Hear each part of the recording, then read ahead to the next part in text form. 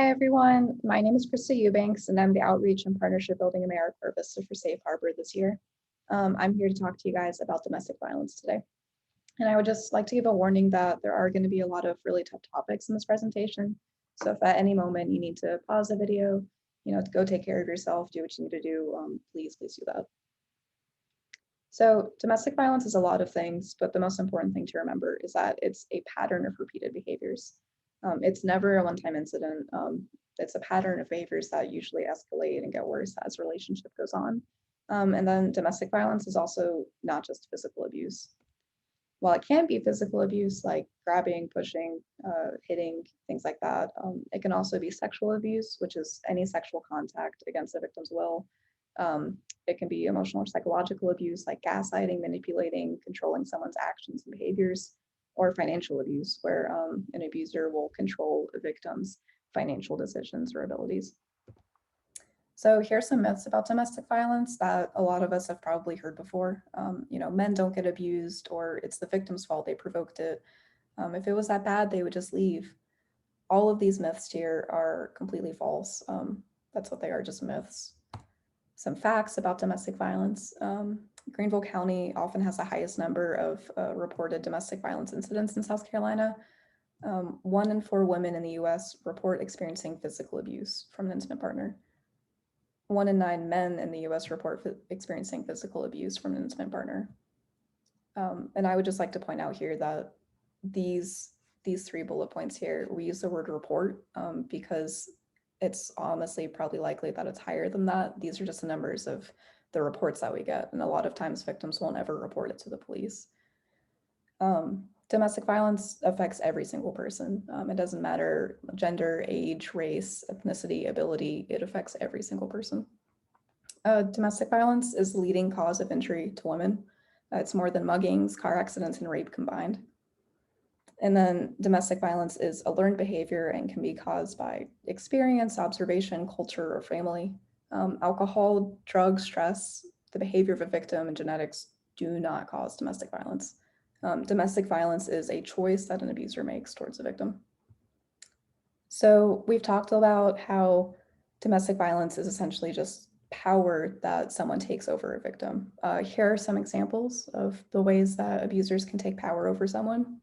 So for example, they'll use intimidation, by abusing pets, or emotional abuse by putting her down, isolating someone, minimizing and denying. They'll use children, like someone could, harass the children in front of someone, using male privilege, so using kind of the stereotype gender roles that exist in the US, using economic abuse, or then using coercion and threats.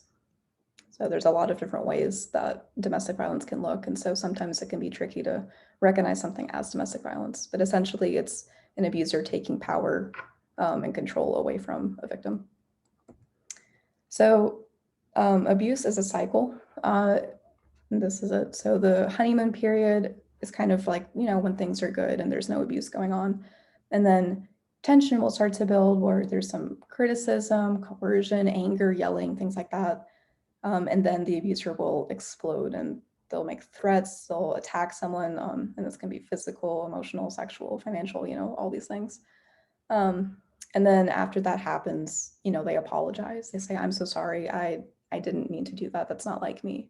And then the honeymoon period begins. And unfortunately, because it's a cycle, eventually the honeymoon period ends and it all starts again.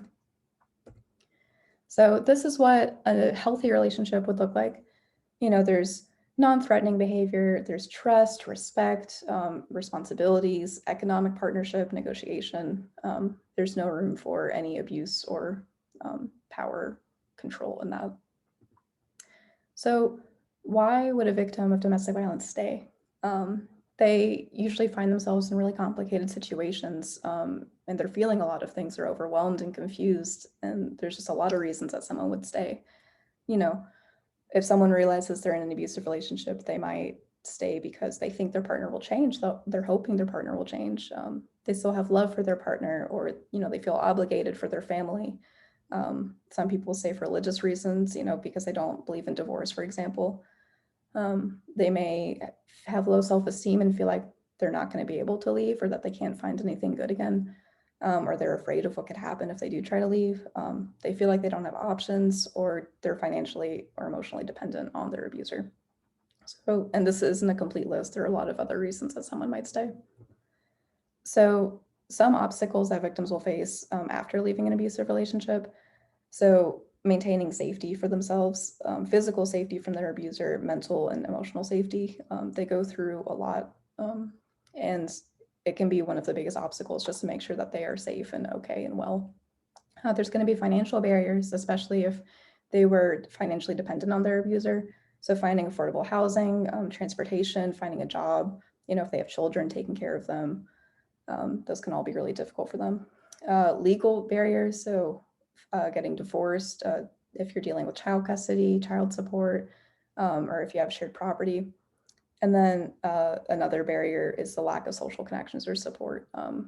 A lot of times in abusive relationships, the abuser will isolate someone from all of their support network. And so when they leave, they feel like they don't have anyone that they can turn to. So whenever we find out that someone has been in an abusive relationship, it's really important to acknowledge the trauma that they've gone through.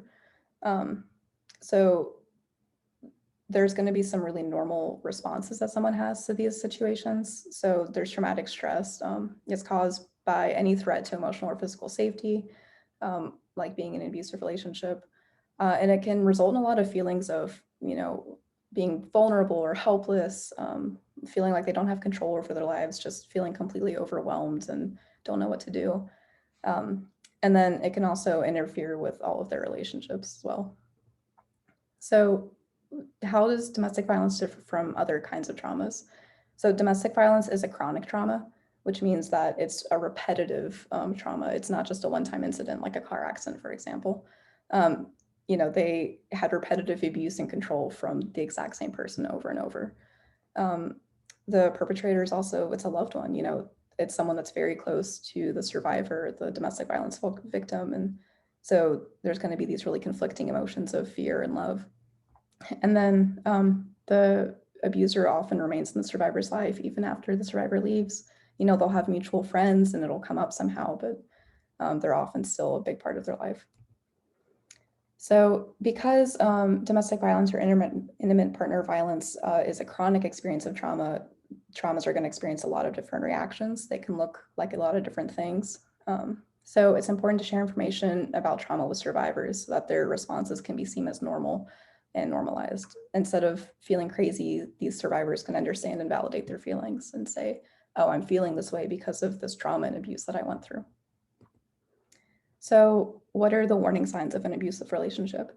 Again, this is not a complete list, but some things, if someone has had a history of abuse in past relationships, if they break or strike at objects, if they're just controlling or incredibly jealous, possessive, or insecure, if they blame someone else for problems that weren't that person's fault, if they make any threats of violence at all, verbal abuse, if they're cruel to animals and or children, if they use stereotyped gender roles, so the example or the idea that women are inferior to men, for example, if they have intense mood swings. And again, all of these things individually, it doesn't mean that someone's in an abusive relationship, but if there is a pattern of repeated behaviors where someone is taking power and control over another person, then it's a sign that they might be in an abusive relationship. So safety planning is an important step for any survivor. Survivors are experts in their own survival. Ultimately, they're going to know what's best for them. Referring to a crisis line, if anyone feels like they need suggestions, we have a 24-hour crisis line that will be on a slide. And then consider the safety in all areas of someone's life. So it's important to know that a survivor is going to have to think about their child's school, their work, their families, places of living, things like that. Keeping a victim or survivor's information separate from an abuser's is very important so that the abuser can't come in and find where the survivor has gone off to after they've left.